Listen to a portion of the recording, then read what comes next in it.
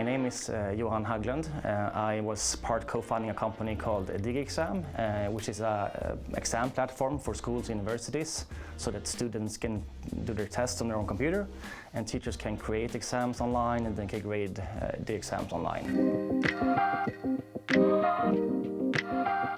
My background is within sports. I played handball on a professional level before going to Stockholm School of Economics. We actually founded the company while studying. I didn't actually work anything before jumping into DigiExam.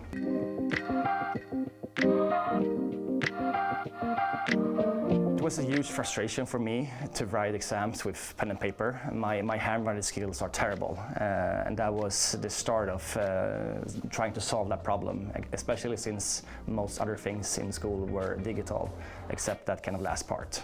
We were two co-founders. It was myself and Nima Marifat. We studied together here at SSC. We got to know each other in the student association. We did a project together. We worked well together and we discussed different ideas. And that was an idea we both wanted to solve together.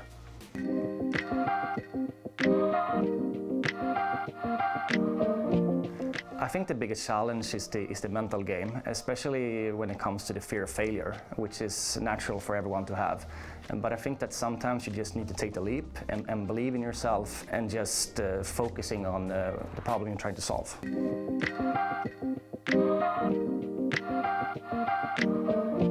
So this is a business lab. It meant a lot for us. It was probably the difference when it comes to the success of the company. That was the time when we decided to focus 100% on building our startup, and especially with the people around and everything in the same situation. That was critical. All of our friends got top jobs at our other companies, and we were thinking if we were crazy doing this, but clearly we were not. So it was really good to have other friends and people that we studied with in the same situation. I think that is really, really important in the beginning of a company. We have a very special tie to the school. Both me and my co-founder, we studied at SSC and then we went to SSC Business Lab and our first customer was actually SSC. We got the opportunity to pitch for the board. At that point, they were going to decide if they're going to roll out our platform within the school or not. If it wasn't successful, we're not going to continue the company. We were sitting probably 30 minutes outside waiting in their huge meeting room, and we walked in and there were 20 people probably in the room, a lot of famous names that probably most people recognize from business media, so it was really nervous. One of my colleagues, he was also in the room, and he after the pitch, he heard two of them actually saying that this is something we should invest in. So I guess that's a pretty good feedback. It went well, yeah. So we're really happy that they actually became a client, and they still are today. So.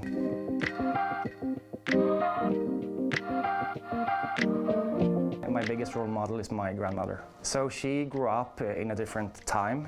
She wasn't allowed to go to university. She had a lot of ambition, but she kind of managed herself. She was really successful in her career. She started investing the money that she earned, and she was probably the reason that I got interested in stocks, and also the reason why I went to Stockholm School of Economics. So I have her to thank for a lot of things.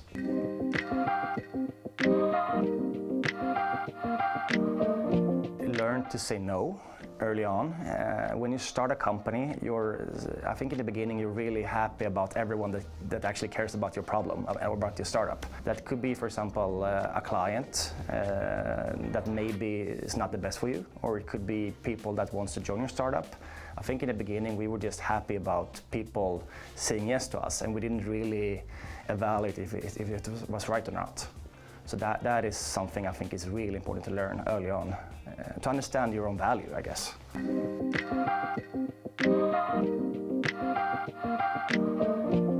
So there's a quote saying that if you're not ashamed when you launch your first product, you probably launched it too late. So I think that is probably the most important advice. It's about the kind of growth mindset. Being an entrepreneur, probably you want to do everything perfectly, but it's really important to have speed and focus on quantity before quality, because you don't have time for that kind of quality in the beginning. That is something I still today struggle with, and that is really need to focus on to get things done quick.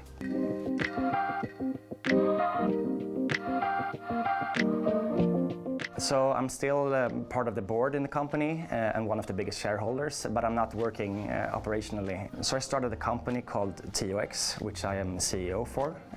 It's a platform that enables private investors and individuals to invest in VC-backed private companies.